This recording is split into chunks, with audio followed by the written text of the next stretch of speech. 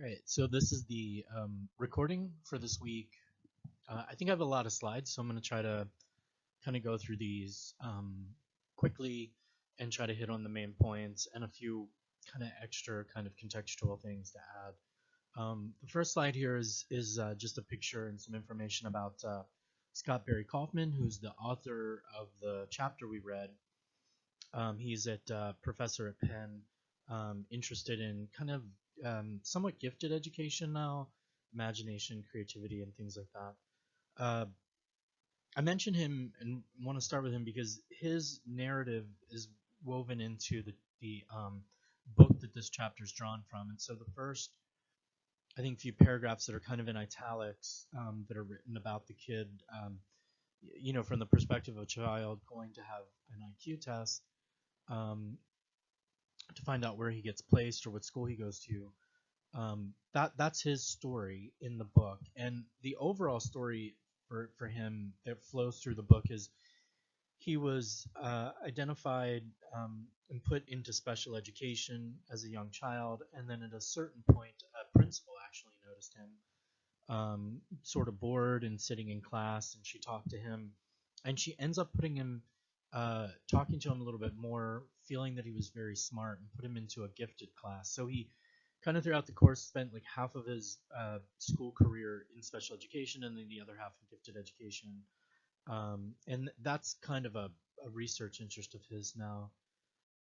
Um, so what I want you guys to know by the end is to think a little bit about the history of IQ testing.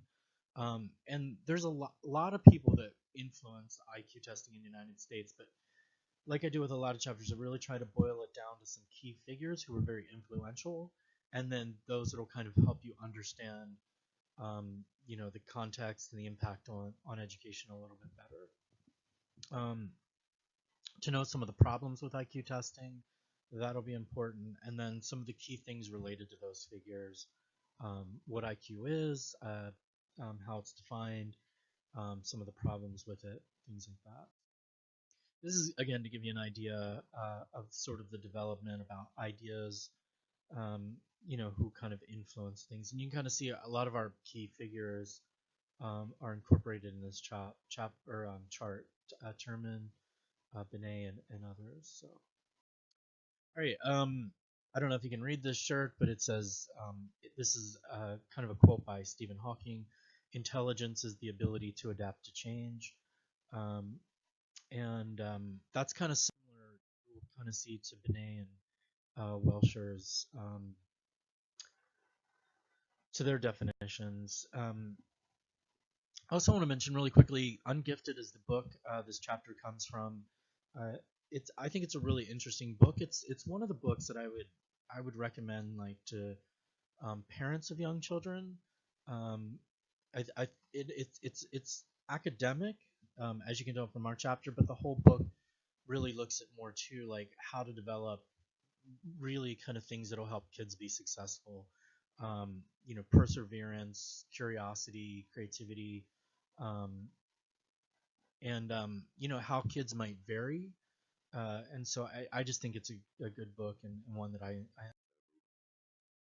so this will kind of come up. This will help you to understand the progressive era a little bit better, and then even at the end of the chapter when we talk, or of the class when we talk about tracking, other things, I always feel like it really has influenced our lives and the way we understand children, and I'll try to give you some examples of that. It was incredibly, to me, IQ testing was really incredibly influential on schools, the structure of schooling, the focus, curriculum, the way they're set up. I really don't think we can, kind of reimagine education until we rethink some of these. The person who first developed an IQ test was Alfred Binet. He was in France. France started right after the revolution. They began a public school system earlier than the United States, and it kind of became a question like what kids should go into what classes, or what kids need extra help, those kind of things. And that was kind of Benet's initial focus. Um, but Benet was kind of different than, so he's in France early. He's different than his American counterparts who came in the 20th century. He kind of recognized that there was a diversity in intelligence, that people really varied. He noted the importance of qualitative inquiry to really kind of pay attention to the kid you're working with and ask questions and things like that to know them. It defined intelligence as judgment and adapting to one set of circumstances. Um, and I think this is one of the key things. Like, he noted that, one of his daughters, for example, was very organized and could set out to do tasks in a certain way. The other one was more creative, but she was a little bit had hard track kind of keeping track of things or staying organized. But he noted that by adulthood, his daughters began to change dramatically, and in some ways, you know, yeah, they their personalities and those aspects of them changed. Um, so he did believe that IQ could be or intelligence, at least at his time, intelligence could be increased with education, that it would change each year. Kids develop differently, it needed to be nurtured. Um, and he developed the idea of mental age, but didn't really seek to rank students according to scores. I think he also kind of knew that there was a potential for abuse. And these are what some of the early kind of questions look like, and things that really haven't changed that much: problem solving, similarities, interpreting things, memory. Um, so yeah, I always think that they were pretty biased in many ways. You could say cultural bias incorporated from the early one. Here's a picture where you're asked to pick which of the faces is prettier. So subjective, in the way that it was created in a lot of ways, and then bias, kind of ethnic, class bias, things like that. Um, I always kind of like to point this out. I talked the other day about the measuring of skulls, and here they used every way possible. I think the mindset of this time period was really that if you could measure it and you could put it into numbers, it was more scientific. And so they tried every way possible. I always think that the measurement kind of like the skulls fell out of popularity because you could measure enough people over time and realize that it was a flawed assessment. The tests, though, could be rewritten, the questions reworked, renormed, and to me, that's kind of why the tests remained, um, and the other forms fell aside. They would line kids up, and they would ask the teacher which one was the smartest, and that's still the way that IQ tests are normed today, off of student grades. What student gets the best grades, or how they're normed, and it should be pretty obvious how that could be problematic or flawed. Sometimes, the kid might get good grades. You can assume that it's a smart kid, but that might also be the kid that is the easiest to get along with, that the teacher tends to favor a little bit. It could be the kid who has a lot of resources at home, who comes from a family that is a little better off financially. All those kinds of things can sort of influence those dynamics. So yeah, and I'm not sure why they made these kids take their shirts off or whatever. But it was the idea was that even like sitting height, the height of kids sometimes correlated with IQ. Again, they just tried to norm, anything that seemed like you could put it to numbers. Um, and again, just different biases that played into this.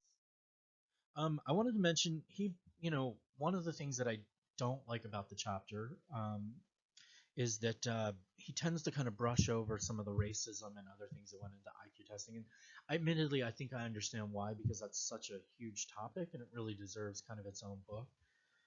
But I just thought I'd mention really quickly eugenics. And this was an idea in the time period that initially the positive form of eugenics was the idea that you could encourage certain people to have babies that had positive characteristics. It was just based on a flawed idea of genetics. The idea was the same way you could breed plants to get better plants, that you could breed people to get better people. And it came from a naive, misguided understanding of genetics. And it was a completely flawed scientific idea. And then the idea became later that you could get rid of undesirable traits in people, disabilities, but even things like alcoholism, criminality, could all be sort of genetically bred out of people. And this was Goddard, who's mentioned in the piece that we read, who's the main person in the United States who takes uh, intelligence tests, translates them, and then makes them popular. He was a promoter and a big believer in eugenics, and he did this famous study that got published. And the man here in the second, in the center, up at the top, Martin, and these are pseudonyms, but he has his lawful Aryan wife, and to the left, and they have these, great Aryan wealthy kids who are all normal, the N for normal. He has an affair with a feeble-minded tavern girl, and then she has children who are feeble-minded, and then they have kids, and they have you can see all these feeble-minded, but the different codes down there, like SX was for like sexually deviant, alcohol A for alcoholism. Um, so, and as a side note, there's a book from a guy who went back and found the family, actually found the descendants from this study, and as you might guess, the family today is they're well off, they're professionals, they're normal everyday people. The girl who in the study was just a girl who grew up in poverty, and that's what happened in a number of the famous cases. The one that went all the way to the Supreme Court, um, around eugenics, because what they started doing was sterilizing people in the United States. It happened in Indiana. Hundreds of thousands of people, tens of thousands at least, in different parts of the country, sterilized. Um, it happened for a very long time. But she was just but Carrie Buck, even the girl who went to the Supreme Court who was sterilized, the first legal, that was just a girl who was in poverty. She had been a good student. She was smart. She just had been in a very difficult situation. Eugenics became the basis for the Holocaust. It was the Nazis used eugenics as their rationalization, and this is a Nazi poster from the Calowick study, the one that I just showed you. And again here, lawful Aryan wife over to the right has the great family. The tavern girl has the kids. The idea that was for the Nazis obviously started with sterilization. They actually used California's model for their own country, but then eventually that turned into the camps and murdering. Um, so um, World War II was also a major influence. That kind of gave a big momentum to IQ testing in the United States. The Army Alpha test eventually became the SAT. So the SAT and ACT are kind of also sort of tied into this story and this evolution. Um, the initial idea with those was that you were measuring intelligence. Obviously, even today, the College Board and other organizations that know very clearly that the IQ test is only supposed to measure first year success in college. Um, Again, the tests were flawed, and if you really look at the questions, you can kind of see that there's a number of things that like people would know if they came from a city, if they were a little bit better off. So these are again just some examples. When you go back and look at the results from the alpha and the beta test, the Army early SAT in the United States, you can see that the scores all correlate with the number of years of education. So the more educated students did better on the test, the less educated did worse, and that was for all of them. Great. So I'm gonna walk you through here. I want to go through Binet. We've already kind of covered Binet, so I don't want to go over it too much. You should note that he's responsible for the first IQ test. Goddard popularized IQ testing in the U.S. And then I'll get into Terman and Welsher. But again, Goddard translated them, circulated them around the U.S. Had a laboratory. He called it kind of his reproductive prison for feeble-minded people.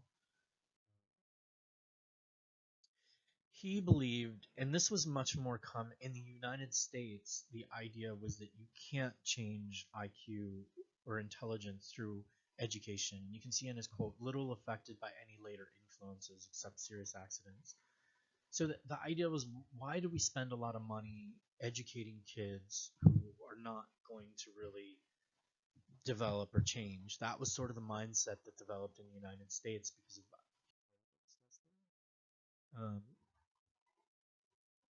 So yeah, hereditary. The idea too was that your IQ was, your intelligence was just like a genetic trait, like eye color or hair color. It was just passed down to you from your parents.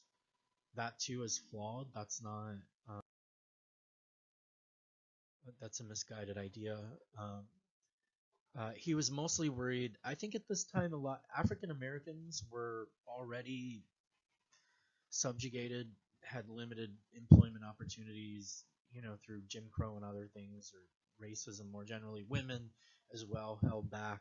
So really, where he focused a lot of his attention were from Southern and Eastern Europeans. People like the Italians and Jews and different groups. Goddard claimed that like 80% of Jewish people were feeble-minded, which today we would call like learning disabled or something. Terman, also influenced by similar ideas. Um, the surveillance and protection of society. He was interested in the upper ends of the distribution. He's kind of a key figure in gifted education in the United States. Um, he had a group of gifted kids at Stanford. He called his termites, kind of witty. So, and believed that IQ was fixed, enduring, and hereditary, just like Goddard. This is some examples from his test. He revised the Binet test, and kind of created his similar things. Um, I want to point this out. This is a key figure. IQ is mental age over chronological age. So mental age divided by chronological age times 100. That's how it's calculated. Um, I think the real issue comes in with mental age, like what characteristics we see as being affiliated with a certain age. I think one of the enduring aspects of this is that, you know, there's a, and I, as somebody who has a very young child at home, I can tell you it's like you inevitably just, even though I know not to, it's like you get anxious over their developmental milestones. You wonder, you see another kid who's the same age that's standing up or doing something, and you start to worry about it. And I think that anxiety has really been important because this is the idea that somehow your kid's intelligence is related to developmental milestones that are associated with a certain age. You know what I mean? And if those are different than the chronological age, it creates a certain anxiety. When in reality, there's a number of kids who their development comes later. It doesn't mean that they have any less potential. Um, so the other thing I want to mention about this really quickly, one of the key problems here that should stand out is if you are 20 years old, right, but you're diagnosed with a mental age of a 10-year-old, that's a big deal, right? So you're 20 years old, but you have a mental age of a 10-year-old. You should note that would be something to worry about. Now, if you're 60 years old, but you have the mental age of a 50-year-old, which is the same 10-year gap, right? Um, that's not a big, or you might even brag about that. I'm 50 years old, but I have the mental age of you know what I mean, a 50-year-old. So it's an inherent problem, and Terman's way to get around it was just to sort of just cut it off at like 16. Um, but it's not really clear, and that was a real arbitrary decision. So I think that when we talk about the problems with IQ testing, that's one of the first, I think, to really kind of take note of. Um, and then they're always norm referenced, and we'll kind of come back to this, but that means there's no it, IQ isn't something like uh, height or weight. There's no absolute zero. There's always just kind of a relative score. Um, and I also want to mention too that Binet had the idea of mental age, but it was Terman created the idea of IQ, the intelligence quotient. He developed the intelligence quotient. So Um, yeah, and this just illustrates some of the things I was telling you that when, and you can look through these slides, but how when you start calculating it, um, you know, things can really begin to fluctuate, even for young kids who oftentimes they're, and I think almost all researchers today note that there's a lot of variability in children, and just, from year to year, you could measure a kid, from month to month, even you could measure kids, and their IQ could be dramatically different.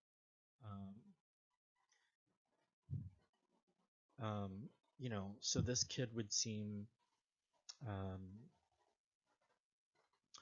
you know, almost on the verge of being classified. They still use the term in certain circles in intelligence testing of mentally retarded, um, based on certain things. Um,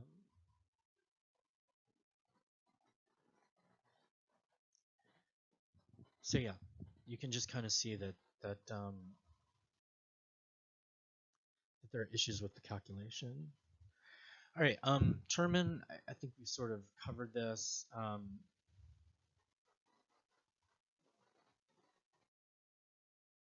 You can look through some of his quotes. This was his chart. If you have a 140, your genius level. Um, um, Definite feeble-mindedness below 70. Um,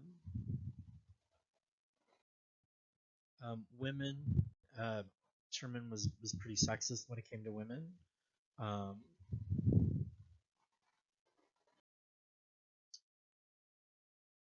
so Welsher's the next major change and kind of shift here. He came along a bit later than the others in the 1950s,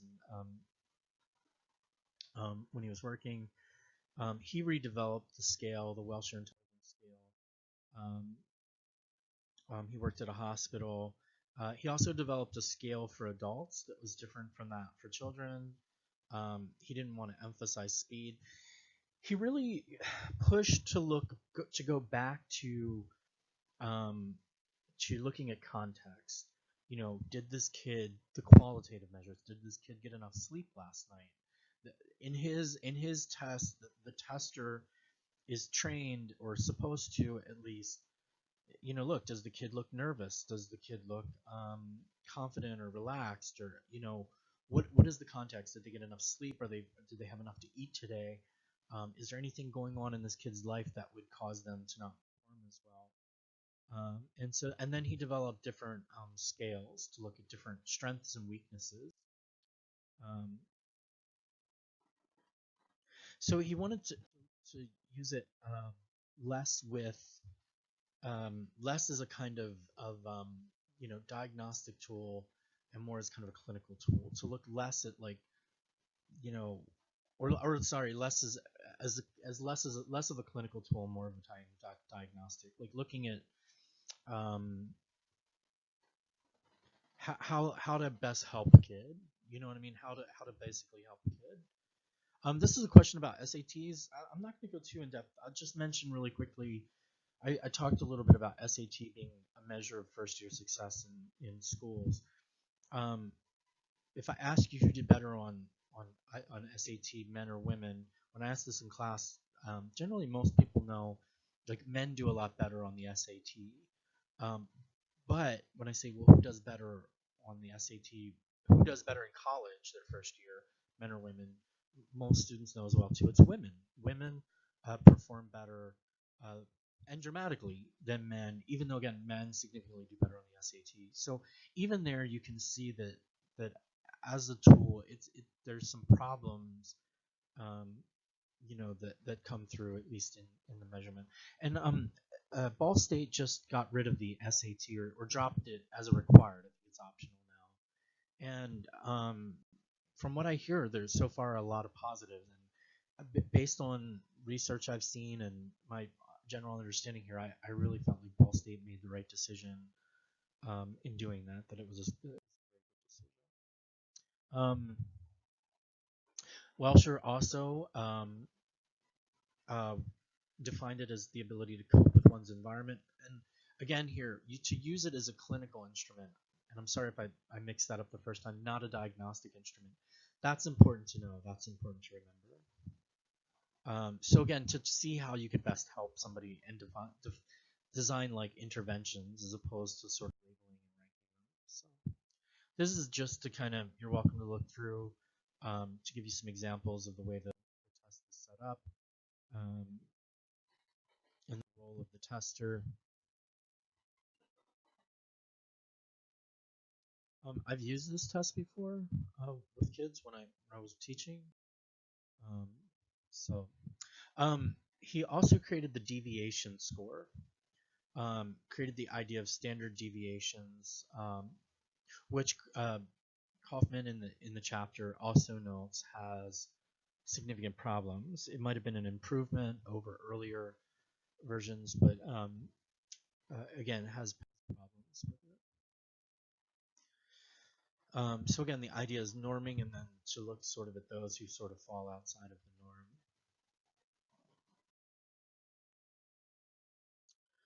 Um,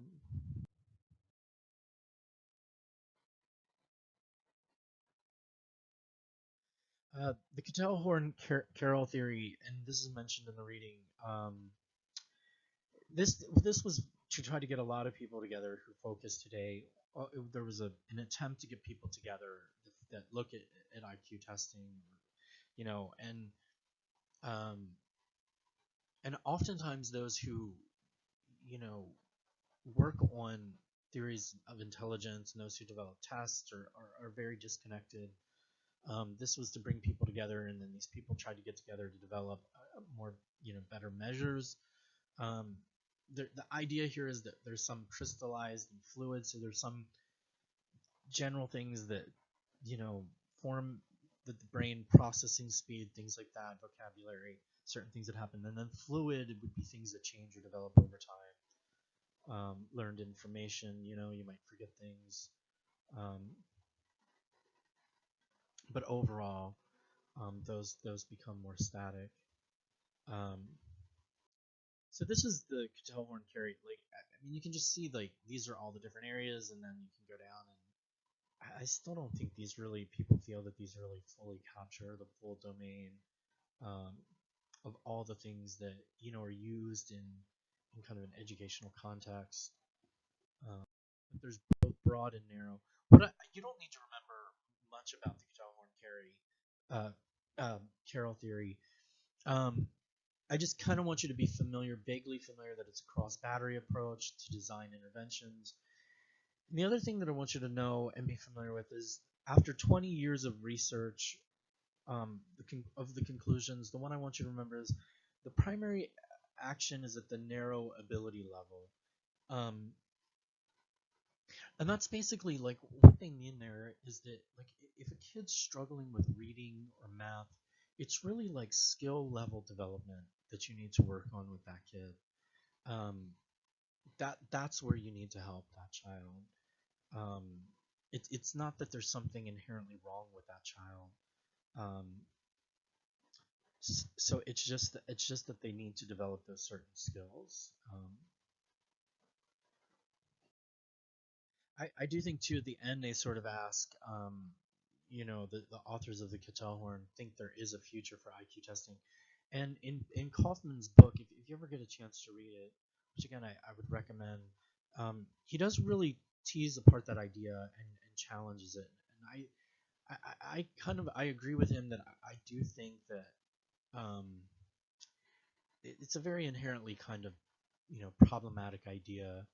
Um, so and there's probably much more important things that we could focus on that would help um, you know, better understand why children are successful and how we could kind of guide children better. So this is James Lowen, a professor who was at Harvard for a while and a few other schools.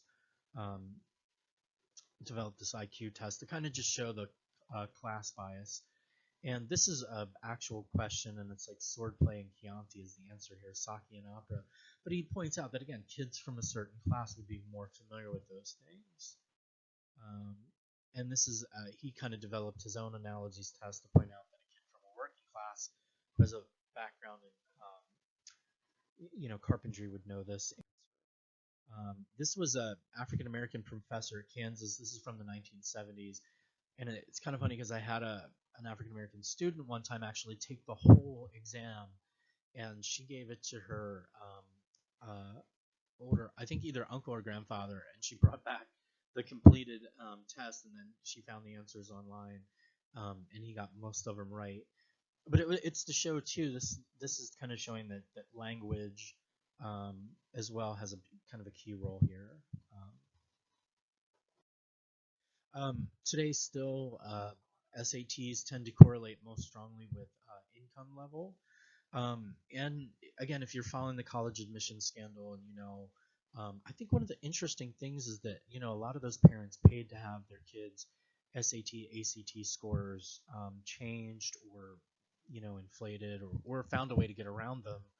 Um, but that even the kids were successful in college after getting admitted. Um, uh, you guys should know too that they sort of brought back the written section of the SAT, ACT, and then I think they're getting rid of it again. So it's never worked out. This is a Craigslist ad to hire people to grade those essays, and so obviously that's always been a problem. $13 an hour. Um, so somebody who graded your SAT essay might have been hired off. All right. Defining intelligence has always, in my mind, been a very difficult thing to do. It's just not clear what how you define it has a major impact on what you see. And our IQ definitions in the U.S. have always been very logically and linguistically based. Um, so um, no clear definition. Race again is still a major issue. There's still a tremendous amount of bias and problems there. Um, I would say that again, if you really push, most people who really buy into intelligence testing, even they would admit that it's not stable early on, that it changes over time, those kind of things. Um, a lot of them still believe that it sort of settles in later life. And I always like to give this example. Daryl Atkins was convicted of capital murder. Um, I think he killed two people in a robbery attempt. He was put on death row, and if you don't know, death row still uses IQ tests. And at a certain point, the mindset changed, and it became the idea became that if somebody, and I'm sorry to use this terminology, this is still used in the court system today, but if somebody's mentally retarded, they cannot be put to death. That's still the way the justice system sort of looks at things.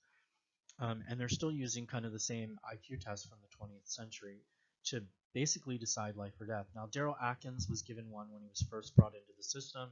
He classified below the level, below the cutoff, which I think is was like around a 60 on the test. But as you know, like on death row, you have several retrials or court cases where you go back to in front of the judge multiple times over time. And what tended to happen through the appeal process is Daryl Atkins' IQ steadily started increasing until it went over the point where he could be put to death based on law at that time period.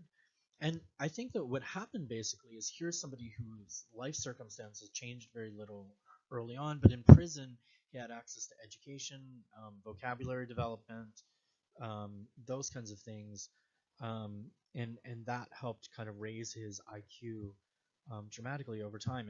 And again, if you think anybody has a kind of motivation to keep his IQ low, it would have been him. And he wasn't put to death for other reasons, but he could have been based on his IQ. This is another kind of odd kind of just takeaway point that I just throw away for food for thought. But if you've ever watched nature shows, and to the left, when I first kind of was mulling over this idea, I was watching Africa, the Serengeti, about animals, and these animals, a lot of them that are grazers, they're born, and they within a few seconds need to stand up and begin to function. And they instinctively know to follow food patterns, where the rain comes and there's going to be grass and food. So they migrate based on this kind of inherent sort of knowledge. Um, and again, begin to function independently, at least pretty early on.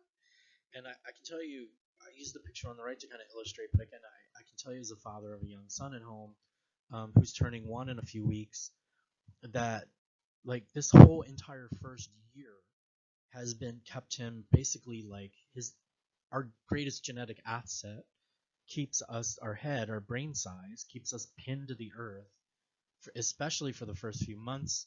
And then after that, it's basically this slow, tedious process of trying to pick that big head up and move it around. And our son is just trying to figure out how to kind of stand. Well, he's standing up now, and he looks like he's kind of getting ready to the point where he could begin to start walking. But that head is still, not easy for him to kind of move around and navigate. He still kind of topples over a few times. So, and the significance here is for humans, it's unclear when we ever really become fully independent. I mean, if you really begin to think about that, I mean, when do we begin to gain our overall independence? And I can even tell you that with like food, I could learn how to hunt from people or other people, or garden, or develop a garden and things like that. But I can tell you that I've really struggled in the past with gardening, and I don't have any innate, inherent understanding of how to do that. I need to learn from others. And I think the point here is to kind of illustrate that I think social bonding is a real key aspect of our survival as a species, and our well-being as a species. And I think that it's something that's been really undervalued or underexamined in relation to our intelligence and our well-being and our educational capacity and things like that. So, all right, I'm going to stop here, and I hope some of this was helpful, and I'll try to follow up with some additional information.